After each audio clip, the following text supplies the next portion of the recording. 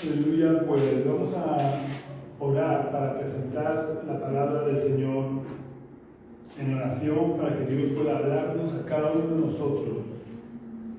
Señor, quiero darte muchas gracias por el privilegio que me das de poder compartir tu palabra un día más. Gracias, Señor, porque no siendo digno me has escogido para traer tu palabra, para ser portador de tu palabra. Gracias porque la sangre de Jesucristo que fue derramada en la cruz del Calvario me limpia de todo pecado, Señor.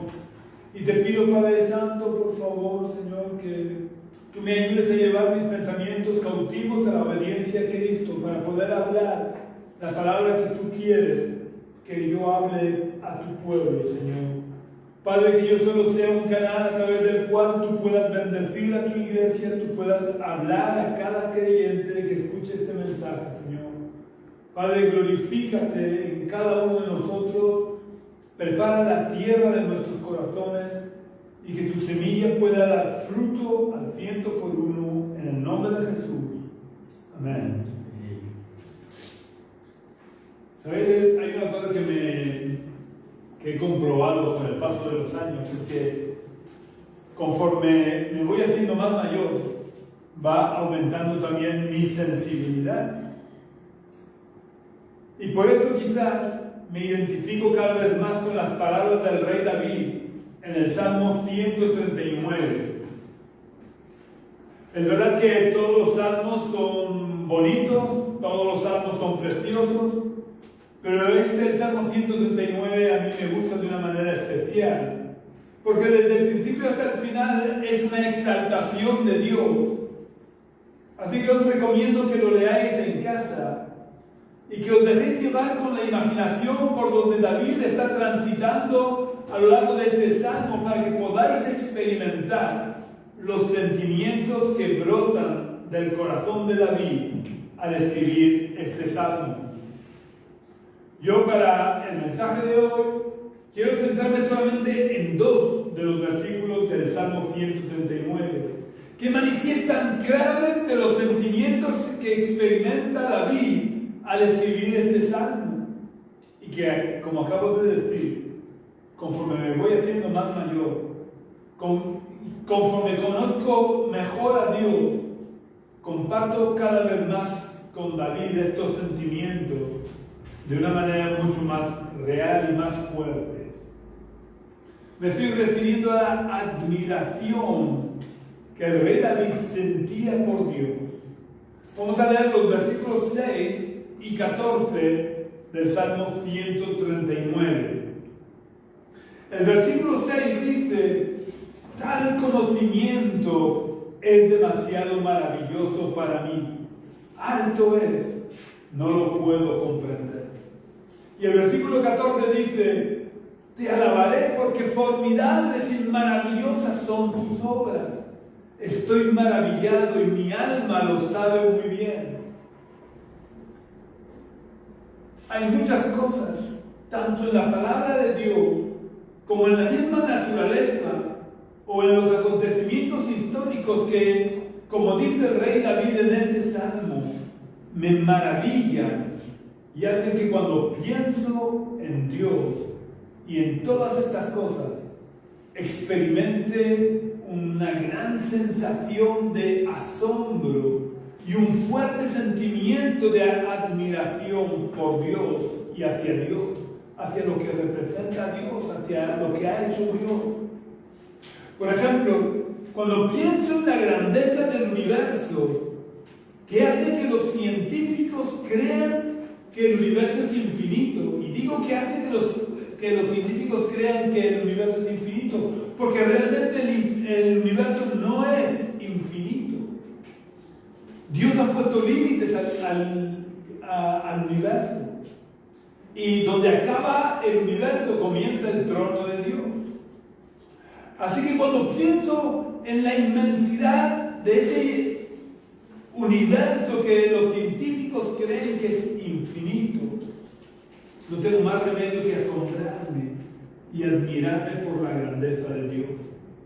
Porque si el universo que es obra de Dios es tan grande, ¿cómo no será el Dios que lo creó?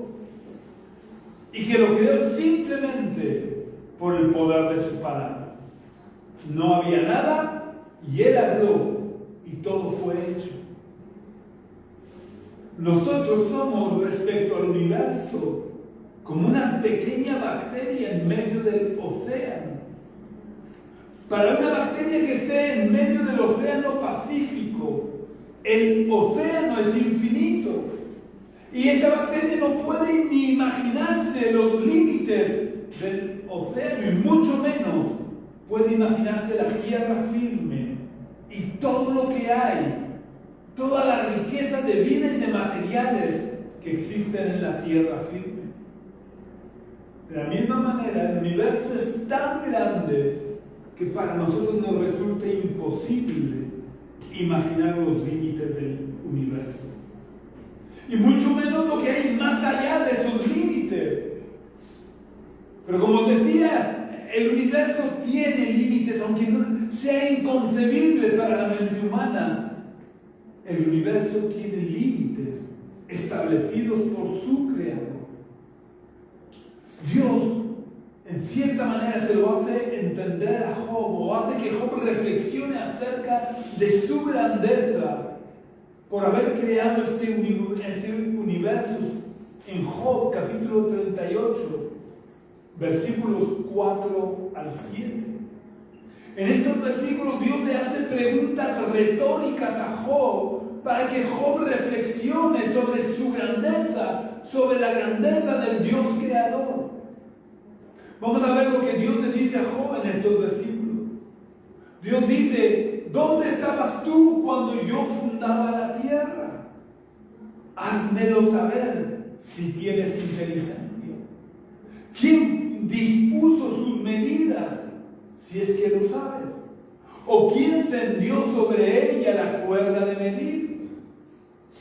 ¿Sobre qué están fundadas sus bases?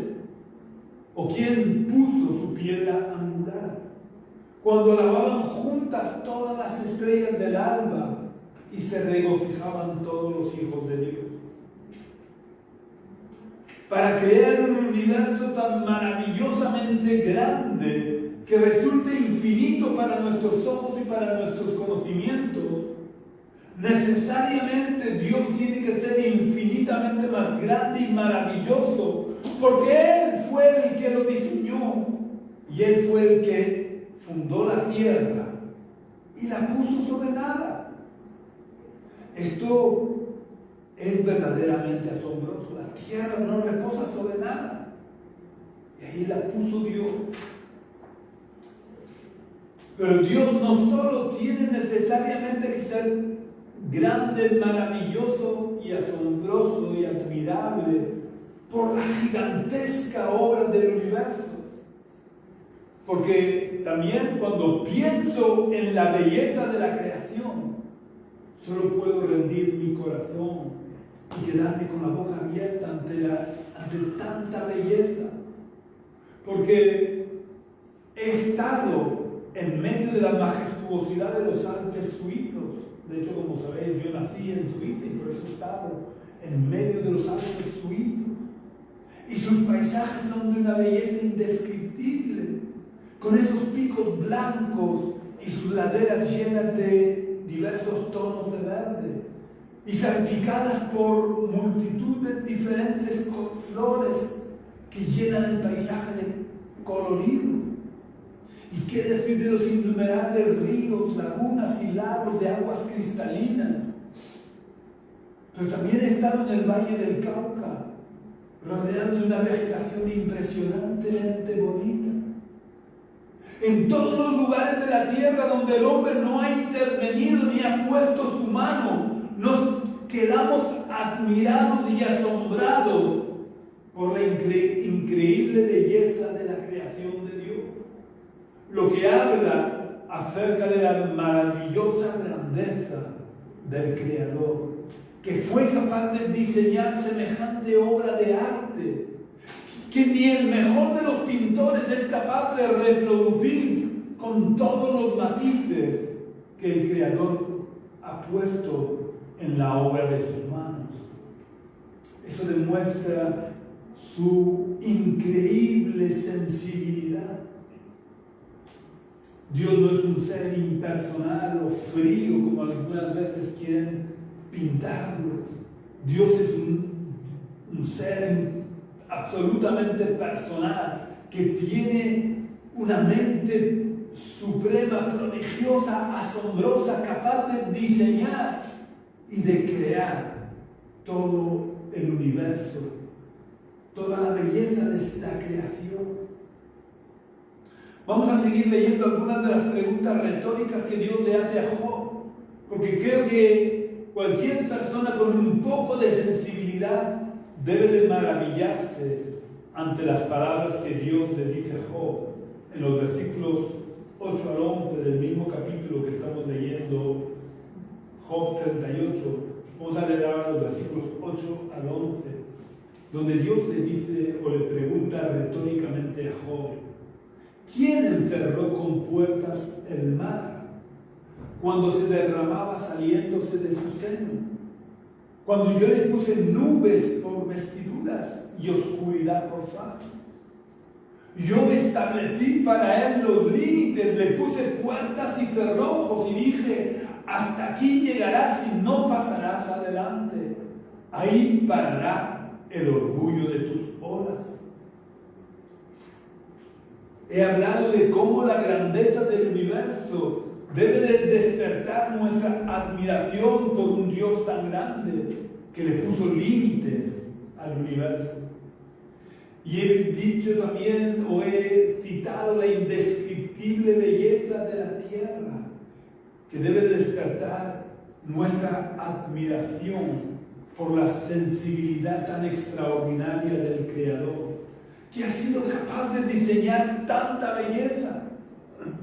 Pero ¿qué decir de la admiración que debe de despertar en nosotros los mares y océanos?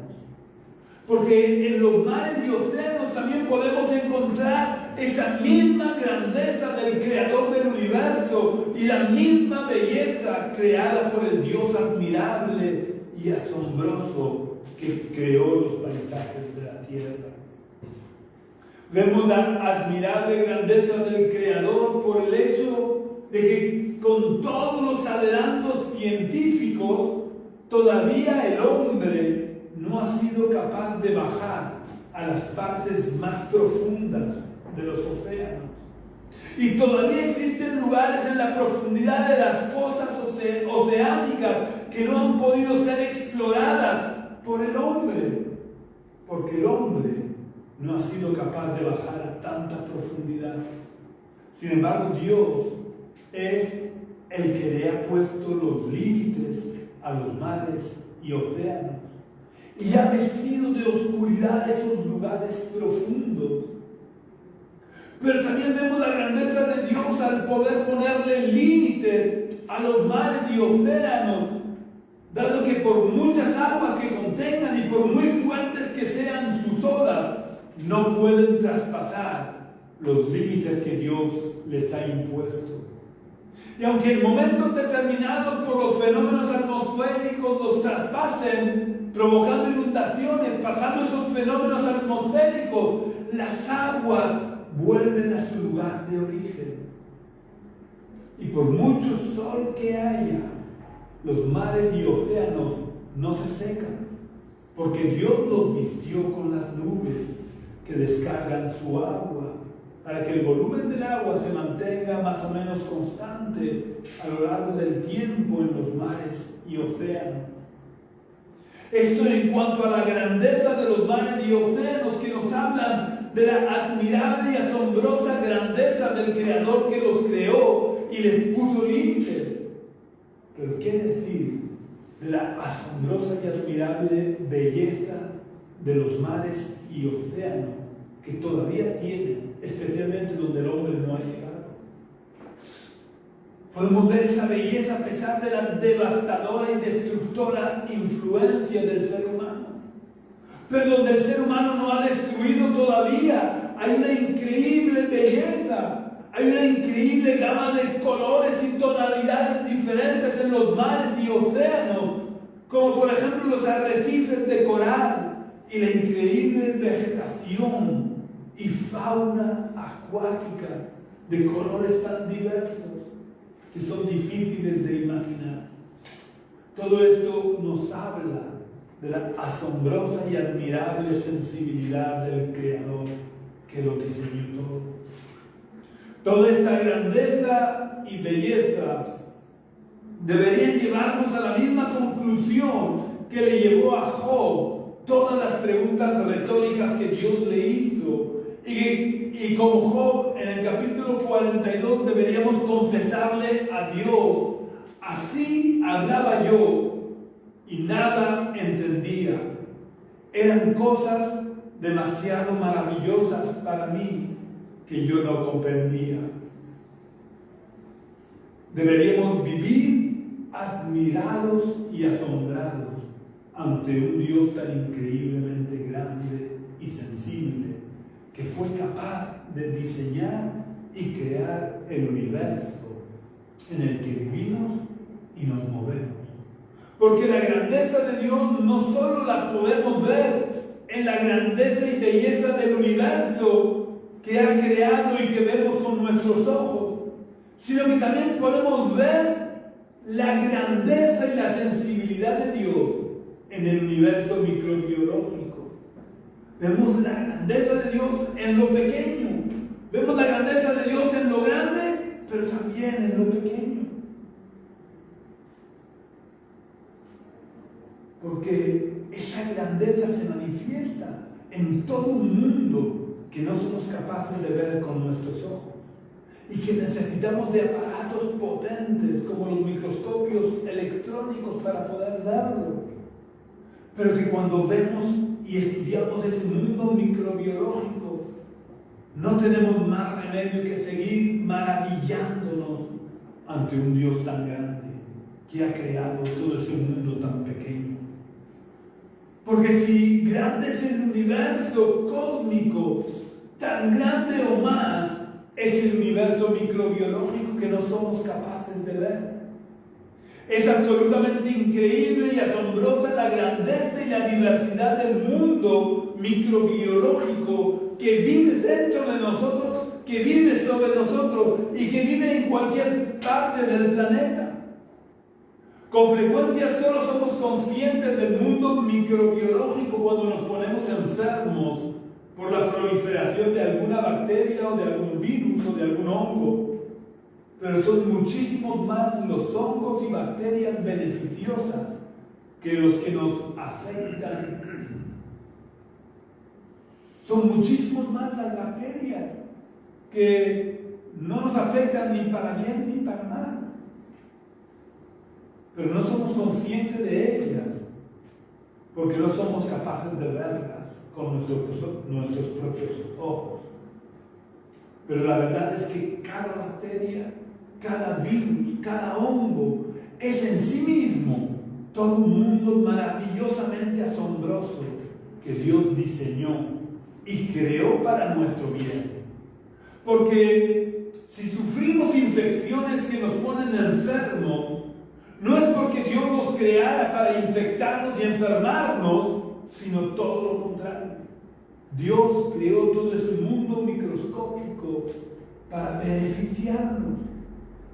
Porque no sé si sabéis que nuestro cuerpo recibe el alimento que comemos gracias a todo un mundo de bacterias y hongos que tenemos en nuestros intestinos. Si no fueran por esas bacterias y esos hongos, la comida, igual que entras al día, no podría ser absorbida por nuestro cuerpo. Así que Dios lo creó todo para beneficiarnos. El problema se originó por la llegada del pecado a la tierra, ya que el pecado trastornó la creación y la hizo entrar en un declive, una degeneración y una degradación, que es la que produce las enfermedades y hace que, por ejemplo, bacterias que fueron creadas para ayudarnos en la digestión, por ejemplo, ahora puedan producirnos infecciones. Miremos por donde miremos la naturaleza, no nos queda más remedio que postrarnos ante un Dios tan asombrosamente maravilloso que lo ha diseñado y creado. Y tenemos que unirnos al rey David en las palabras que leímos al principio en el Salmo 139 y confesarle a Dios: formidables y maravillosas son tus obras. Estoy maravillado y mi alma lo sabe muy bien. Pero ahora quiero centrarnos en algo mucho más grande, maravilloso y asombroso que toda la creación junta. A lo mejor ahora con lo que digo, ¿qué puede haber más grande, maravilloso y asombroso que toda la creación? Pues es algo que me ha venido a la mente al tener a mi nueva nieta en mis brazos. Con mis nietos no me pasó tanto, pero cuando nació mi cuarta nieta, supongo que, como os decía al principio, porque con la edad va aumentando nuestra sensibilidad. Cuando yo tenía a mi nietecita con pocas horas de vida en mis brazos y podía contemplar la delicadeza y la indefensión de mi nieta, me venían fundamentalmente dos pensamientos a mi cabeza. El primer pensamiento es que si la evolución fuera cierta, hay que reconocer que cometió un gravísimo error. Porque los seres humanos, que según la teoría de la evolución somos los individuos más evolucionados y los mejor adaptados al medio, resulta curioso que también seamos los más débiles e indefensos al nacer. Si la evolución fuera real, tendríamos al nacer ser también los más fuertes, los más poderosos, los mejor adaptados al medio. Sin embargo, cualquier animal recién nacido es capaz, al poco tiempo, unos más, otros menos, pero al poco tiempo todos, en pocas horas, son capaces de ponerse en pie, son capaces de andar e incluso de correr. Y los que no corren, pues por lo menos son capaces y tienen la fuerza y el instinto de agarrarse al pelo de su madre para no caerse mientras su madre corre.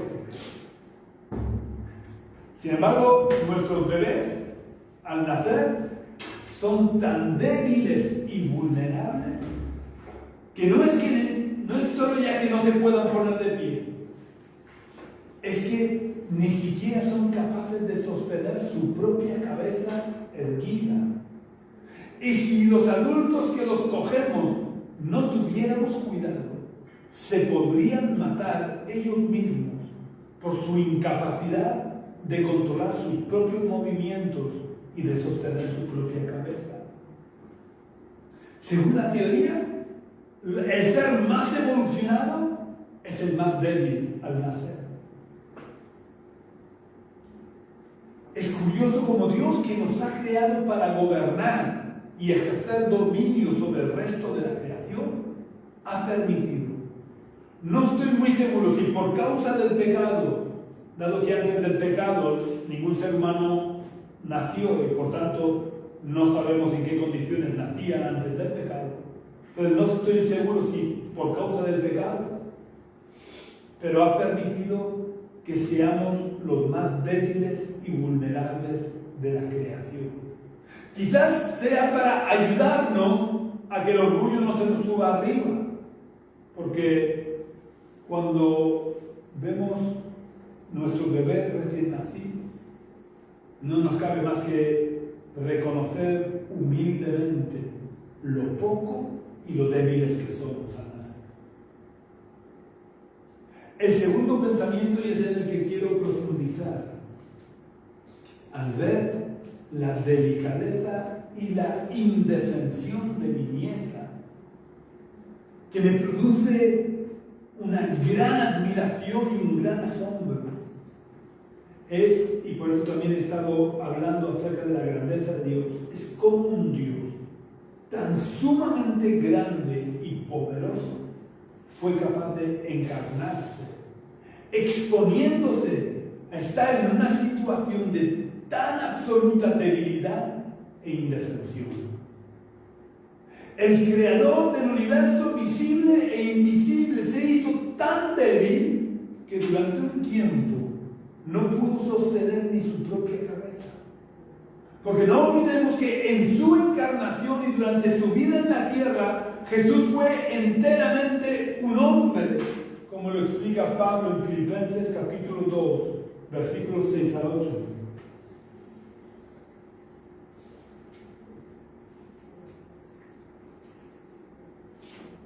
Pablo explica en Filipenses capítulo 2, versículos 6 al 8. Él, se refiere a Jesús, siendo en forma de Dios, no estimó el ser igual a Dios como cosa a que aferrarse, sino que se despojó a sí mismo, tomó la forma de siervo y se hizo semejante a los hombres.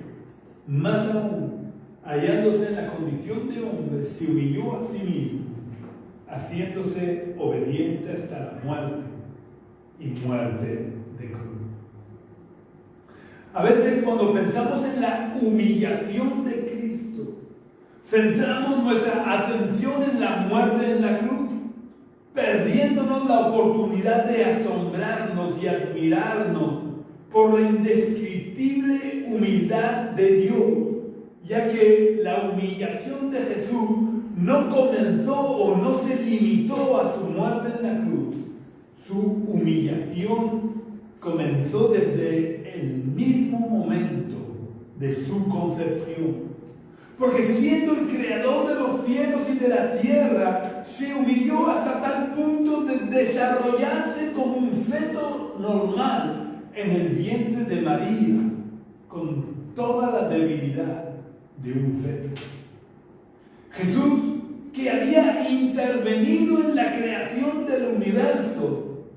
Esto lo podemos ver si comparamos el relato de la creación en Génesis con el Evangelio de Juan.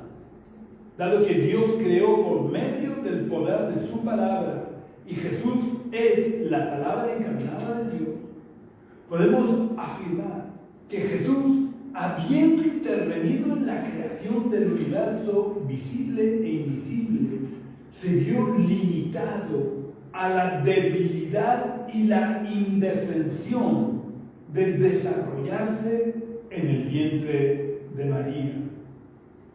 Él que habitaba en la inmensidad del tercer cielo y que era alabado, adorado y servido por todos los seres espirituales que había creado, tuvo que verse empequeñecido y emparedado, por así decirlo, y solo en el vientre de María. Y en ese espacio tan reducido tuvo que desarrollarse, tuvo que crecer en el útero de una mujer y ser alimentado por la sangre de una mujer. La encarnación fue un acontecimiento absolutamente asombroso y admirable, porque Jesús, siendo santo, desde el mismo momento de su concepción, estuvo en medio de un mundo de pecado, aunque él nunca cometiera pecado. Jesús, que era el Dios 3 veces santo, tuvo que depender, alimentarse y desarrollarse dentro del útero de una mujer pecadora. Y no estoy usando el término pecadora en el sentido de prostituta, porque María no lo era. María era una mujer ejemplar, pero como cualquier otra mujer, cometía pecados. Por eso cuando digo que era una mujer pecadora, no me refiero a prostituta, sino al hecho de que María, como cualquier otra mujer, cometía pecados. Así que el Dios 3 veces santo tuvo que humillarse y dejarse alimentar, crecer y desarrollarse en un cuerpo pecador. A mí personalmente me parece asombroso que el Dios Todopoderoso, en su humillación, se despojara a sí mismo de esta manera y naciera de mujer como un bebé totalmente normal, con la debilidad propia de cualquier bebé, que no era capaz ni de aguantar erguida su propia cabeza. Pero no solo nació con la debilidad y la vulnerabilidad propia de un bebé, sino que fue creciendo en todo como un niño normal. También me parece asombroso el desarrollo infantil de Jesús, porque aunque la Biblia nos habla mucho de la infancia de Jesús, dice lo suficiente. Nos habla de la visita que recibió de los magos de Oriente cuando tenía alrededor de 2 años.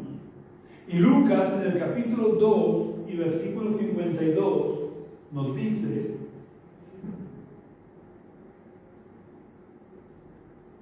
y Jesús crecía en sabiduría, en estatura y en gracia para con Dios y los hombres.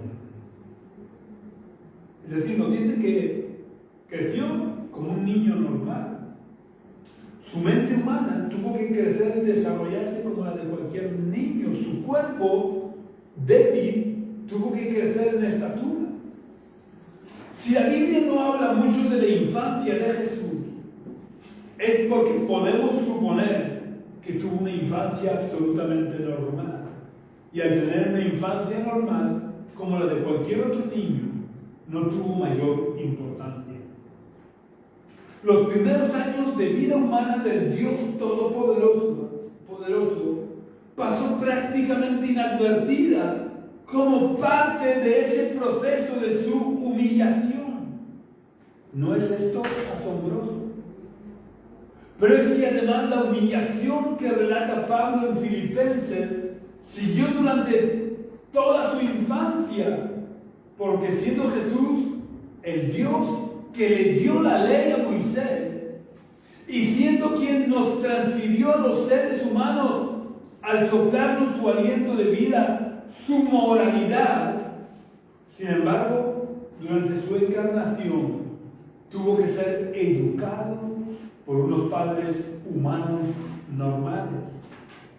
Y quiero recalcar que tuvo que ser educado y corregido por padres humanos normales, que por tanto eran pecadores, y como pecadores que eran, tuvieron que cometer errores, como todos los padres cometemos errores con nuestros hijos. Y fruto de esos errores, supongo que cometieron también injusticias con Jesús, como la hemos cometido todos los padres con nuestros hijos en algunas ocasiones. Y más teniendo en cuenta que José y María tuvieron otros hijos e hijas. Porque cuantos más hijos tienes, más facilidades que cometas alguna injusticia a uno respecto de otros. También es asombroso pensar en la adolescencia de Jesús, ya que con 12 años Jesús ya era plenamente consciente de quién era y a qué había venido a la tierra. Esto lo podemos ver por la respuesta que le da Jesús a su madre, a sus padres, a José, padre adoptivo, y a María, su madre, cuando lo encontraron en el templo, después de creer que se había perdido. Vamos a leerlo en Lucas capítulo 2, versículos 48 y 49. En Lucas 2, 48 y 49, Lucas nos relata que cuando lo vieron, se sorprendieron. Y su madre le dijo: hijo, ¿por qué nos has hecho esto? Tu padre y yo te hemos buscado con angustia. Entonces él les dijo: ¿por qué me buscaban? ¿No sabíais que en los negocios de mi padre me es necesario estar? Es decir, él con 12 años era plenamente consciente de que José era su padre adoptivo, que su padre real era Dios, y era consciente de a qué había venido a la tierra. Pero vamos a ver un poquito más adelante, en el versículo 51 dice: descendió con ellos y volvió a Nazaret, y les estaba sujeto. A mí personalmente me parece asombroso que a pesar de ser Jesús, a los 12 años totalmente consciente de quién era, el Hijo Eterno de Dios, estuviera sujeto en todo a sus padres terrenales. A pesar de que, como os decía antes, José y María probablemente tuvieron que cometer errores e injusticias con él, como cometemos todos los padres de la tierra. Para terminar, quiero decir que me asombra el contraste entre la humildad de Dios y el orgullo de Satanás. Dios, siendo el creador de los cielos y de la tierra y de todo lo que en ellos hay, tanto de lo visible como de lo invisible, tanto de lo físico como de lo espiritual, se humilló a sí mismo hasta el punto de encarnarse con todo lo que eso supuso, como hemos estado meditando, y haciéndose obediente hasta la muerte, y muerte de cruz, que era la muerte más infamante de su tiempo. Sin embargo, Satanás manifestó su indescriptible y asombroso orgullo, ya que no siendo más que un simple querubín, es decir, un ser espiritual creado por Dios, no se conformó con ser ese ser espiritual de gran belleza, sino que quiso ser como Dios y ocupar el lugar de Dios, provocando una rebelión y un intento de golpe de Estado en el cielo contra Dios. Ahora tenemos que decidir. ¿Queremos ser hijos de ese Dios lleno de amor por nosotros, que no le importó tener que humillarse encarnándose para morir en la cruz por nosotros? ¿O queremos ser hijos de Satanás y acabar con él en el infierno? Es nuestra decisión. Si queremos ser hijos de ese Dios de amor que se humilló por nosotros hasta la muerte y muerte de cruz, lo primero que debemos hacer es abrirle las puertas de nuestro corazón a Jesús. Porque esto es otra cosa absolutamente asombrosa. Y es que ahora Jesús vive en el corazón de todos aquellos que le hemos abierto las puertas de nuestro corazón. Así que si tú quieres también ser uno de esas personas que han aceptado a Jesús en su corazón y quieren pasar la eternidad en la presencia del Dios Todopoderoso, te invito a que hagas la oración o que repitas la oración que voy a hacer. Así que vamos a cerrar nuestros ojos y vamos a orar. Señor, tengo que reconocer que me asombra tu grandeza, me asombra tu poder.